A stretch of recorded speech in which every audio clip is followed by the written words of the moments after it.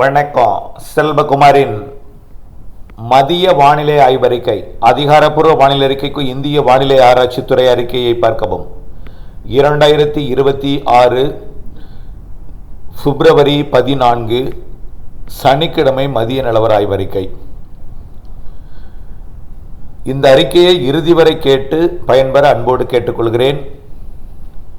வரக்கூடிய 20ஆம் தேதி மாலையிலிருந்து தொடங்கும் மழை பிப்ரவரி 21, 22, 23 கன மிக கனமழை வாய்ப்பு கிட்டத்தட்ட உறுதியாகிவிட்டது எனலாம். 28ஆம் தேதி வரை மழை வானிலை இருக்கிறது. 27 வரை தெரிகிறது உறுதியாகவே. ஆகவே 3 நாட்களுக்கு தொடர் மழை பொழிவு இருக்கிறது.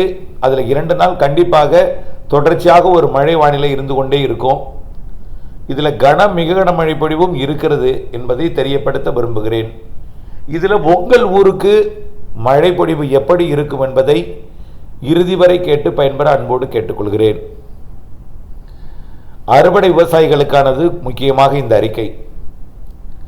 மேலும் ஒரு சிறப்பு தகவல், ஒரு அன்பான வேண்டுகோள். என்னை பற்றி எந்த தளத்திலும் என் பெயர் குறிப்பிட்டு உங்களுடைய கருத்துக்களை பதிவிட வேண்டாம் என்று அன்போடு பணிவோடு கேட்டுக்கொள்கிறேன். உலகத்தில் பல்வேறு தனியார் வானிலை ஆய்வாளர்கள் இருக்கிறார்கள். உலகத்தில் வானிலை வல்லுநர்கள் மாதிரிகள்லாம் இருக்கிறது. வல்லரசுகளின் மாதிரிகள் கூட ஒன்று போல் இருக்காது. நல்லா புரிஞ்சுக்கிங்க. அமெரிக்கா ஒரு மாதிரி மழை வானிலை இப்படி சொல்லுவாங்க. நீங்கள் என்ன எடுத்து பார்த்தால் தெரியும். உங்களுடைய கையில் இருக்கக்கூடிய செயலிகள் இருக்கக்கூடிய உள்ளே போய் பார்த்தால் தெரியும். அதில் நிறைய வல்லரசுகளின் மாதிரிகள் இருக்கும். ஒவ்வொன்றும் ஒவ்வொரு மாதிரியான கருத்தை சொல்வார்கள். ஆனால் அது அவர்களுக்கு உள்ள வானிலையோட வெளியீடு. யாரும் சாதாரணமானவர்கள் அல்ல. ஒவ்வொரு வல்லரசும் அவருடைய கணிப்பை வெளியிடும் பொழுது ஒவ்வொரு முறை ஒவ்வொரு மாதிரியாக அமையும். அதில் வானிலை என்பது இயற்கையை சார்ந்தது. இயற்கையை கணிக்க முடியும். ஆகவே அதனால் ஒவ்வொருவரும் ஒரு மாதிரியான முறைப்படி கையாள்வதன் காரணமாக யாரையும் குற்றம் காணுவதையோ குறை காண்பதையோ தயவு செய்து மாற்றிவிடுங்கள். இது அன்பான வேண்டுகோள். இந்திய வானிலை ஆய்வு நிறுவனம் ஒரு கருத்தை சொல்லும், அமெரிக்கா ஒன்று சொல்லும், ஐரோப்பிய யூனியன் ஒன்று சொல்லும், ஆஸ்திரேலியா ஒன்று சொல்லும். இப்படி உலகத்தில் இருக்கக்கூடிய வானிலை எல்லாமே மாறுபட்ட கருத்தை சொல்லும். ஆனால் அதே போல தான் தனியார் வானிலை ஆய்வாளர்களும் மாறுபட்ட கருத்துக்கள் இருக்கும். ஆனால் உங்களுக்கு எது பிடிக்கிறதோ எது சரியாக அமைகிறதோ அந்த வானிலை அறிக்கையை பார்த்து நீங்கள் பயன்பெற வேண்டுமே தவிர இங்கே நம்முடைய கருத்து மோதலுக்கோ எதுவும் இடம் வேண்டாம். அன்பு, அரவணைப்பு, உயிர்களிடத்த அன்பு, இதுதான் நம்ம எப்பொழுதுமே பின்பற்றக்கூடிய அன்பான வார்த்தைகள். எப்பொழுதுமே வானிலை அறிக்கைக்குள் செல்வோம். ஆகவே வரக்கூடிய 20, 21, 20ஆம் தேதி பிற்பகல் அல்லது மதியத்துக்கு மேலே மாலையில் அல்லது கண்டிப்பாக முன்னிரவில் மழை தொடங்கிடும். டெல்டா மாவட்டங்கள், தென் மாவட்டங்கள் 20ஆம் தேதி மாலை இரவில் கிட்டத்தட்ட உறுதி செய்யப்பட்டிருக்கிறது எனலாம். எந்தெந்த மாவட்டங்களுக்கு உறுதி செய்யப்பட்டிருக்கிறதுன்னு பார்த்தீங்கன்னா, தமிழ்நாட்டோட ஒரு 75% மாவட்டங்களுக்கு மழை உறுதி செய்யப்பட்டிருக்கு. 100% சொல்லலாம்.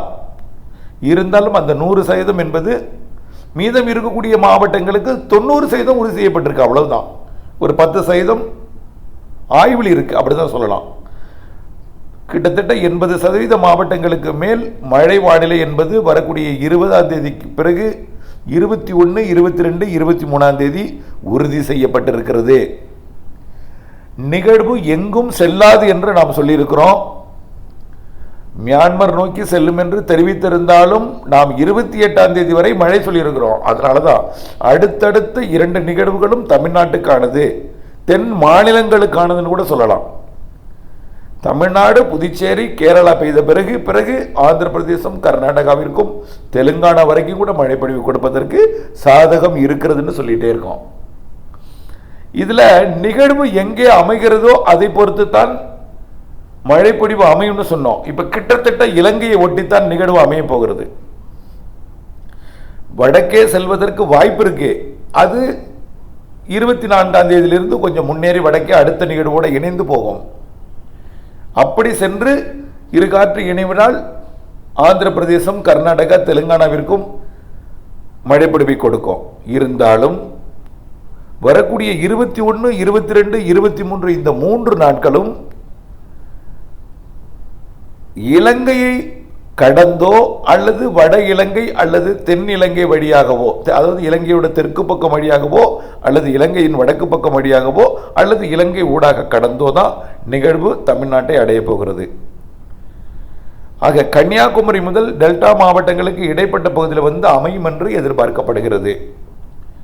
இப்படி அமைவது தென் மாவட்டங்களுக்கும் டெல்டா மாவட்டங்களுக்கும் தென் மாவட்டங்களின் உள்பகுதிகளுக்கும் மேற்கு தொடர்ச்சி மலைப்பகுதிகளுக்கும் மேற்கு மாவட்டங்களுக்கும் உள் மாவட்டங்களுக்கும் பிறகு படிப்படியாக வடகடலோர மாவட்டங்களுக்கும் வட உள் மாவட்டங்களுக்கும் கர்நாடக எல்லையோர ஆந்திர எல்லையோர மாவட்டங்களுக்கும் பிறகு அடுத்தடுத்த 24, 25 தேதியெல்லாம் ஆந்திர பிரதேசம் கர்நாடக பகுதிக்கும் மழைப்பிடிவை கொடுக்கும். ஆக அடுத்தடுத்த 2 நிகழ்வுகள் இணைவு. 28ஆம் தேதி வரை மழை வானிலை, 20ஆம் தேதி தொடக்கம், அதாவது மாலை இரவில் 21, 22, 23 கன மிக கனமழை, ஓரிரு இடங்களில் அதிக கனமழை, அதீத மழைப்பொழிவு கூட இருக்கலாம் எங்காவது இடத்துல. ஆனால் நிகழ்வு எங்கே அமைகிறது, அது எங்கே இரு காற்று இணைவு ஏற்படுகிறது, அந்த இடத்துல தான் மிக கனமழை, அதிக கனமழை, அதீத மழைப்பொழிவு இருக்கும். அது எந்த இடத்துலையும் அமையலாம். அது தமிழ்நாட்டில் தான் அமையும். தமிழ்நாடு புதுச்சேரிக்கு தான் இந்த மழை அதிக மழை இருக்கும். புதுச்சேரி தமிழ்நாடு, அதாவது காரைக்கால் புதுச்சேரி மற்றும் தமிழ்நாட்டின் ஒட்டுமொத்த மாவட்டங்கள், கேரளா, அதுக்கடுத்தது தெற்கு ஆந்திரா, தெற்கு கர்நாடகா இருக்கும். இப்போ இதில் ஒரு சிறப்பு என்னன்னா, அறுவடை விவசாயிகள் அச்சப்படுறீங்க. நான் ஒன்றே ஒன்று சொல்கிறேன், நாம் வானிலை அறிக்கை கொடுப்பது முதிர்ந்த நெல் தானியங்களை 19ஆம் தேதிக்குள் அறுவடை செய்தல் தான்.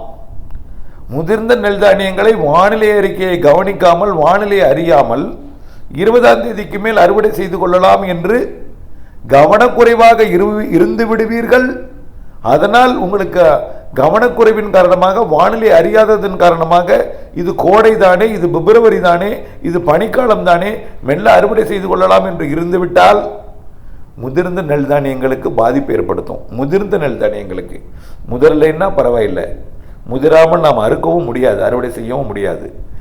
அதற்காக நாம் அச்சப்படவும் தேவையில்லை. எந்த இடத்துல மிக கனமழை பொழியுங்கிறதெல்லாம் இன்னும் தீர்மானிக்கப்படவில்லை. ஆனால் மழை வானிலை, கனமழை வானிலை என்பது உறுதி செய்யப்பட்டிருக்கு. கண்டிப்பாக டெல்டா மாவட்டங்கள், தென் மாவட்டங்களுக்கு மிக கனமழை வானிலை உறுதி. கேரளாவிற்கும் தெற்கு கர்நாடகாவிற்கும் ஆந்திர பிரதேசத்துக்கு கூட மழை உறுதிப்படுத்தியிருக்கிறோம். அப்போ கர்நாடக எல்லையோர மாவட்டத்துக்கும் உறுதி, கேரள எல்லையோர மாவட்டங்களுக்கும் உறுதி, அனைத்து உள் மாவட்டங்களுக்கும் உறுதி, உங்கள் மாவட்டத்துக்கும் உறுதி. மழையோட அளவு தான் எந்த இடத்துல எவ்வளோங்கிறது இருக்கு. நான் சொல்லிடலாம், ஓரளவு கணிப்பின் மூலம் சொல்லிடலாம். ஒருவேளை திடீரென்று ஒரு மழையோட நிகழ்வோட நகர்வு, இருகாற்று இணைவோட செட்டிங், மழைப்பொழிவு அளவு குறைந்தால், அதிகம் எதிர்பார்த்து இருக்கும் பொழுது குறையும் பொழுது வேதனையும் விரக்தியும் ஏற்படும். நான் அனுபவப்பட்டு இருக்கிறேன். எதிர்பாராமல் அதிகம் பெய்தால் கூட நன்மையே பயக்கும். நமக்கு இந்த அறிக்கை அறுவடை விவசாயிகளுக்கு முன்னெச்சரிக்கை. மழையை எதிர்நோக்கி இருப்பவர்களுக்கு பொழியும், அது எந்த அளவிற்கு அதிகம் பொழியும் என்பதெல்லாம் வரக்கூடிய நாட்களில் உறுதிப்படுத்தலாம். ஆக பொறுத்திருங்கள். மழை உண்டு, கண்டிப்பாக உண்டு. வடகிழக்கு பருவமழையில் கூட இந்த அளவுக்கு மழைப்பொழிவு உள் மாவட்டங்களில் கிடைத்திருக்காது, மேற்கு மாவட்டங்களில் கூட கிடைத்திருக்காது, தென் மாவட்டங்களில் கூட கிடைத்திருக்காது, மேற்கு தொடர்ச்சி மலையில் கூட இந்த அளவுக்கு வடகிழக்கு பருவமழை காலத்தில் கூட கிடைத்திருக்காது. அந்த அளவிற்கு மழை இருக்கிறது.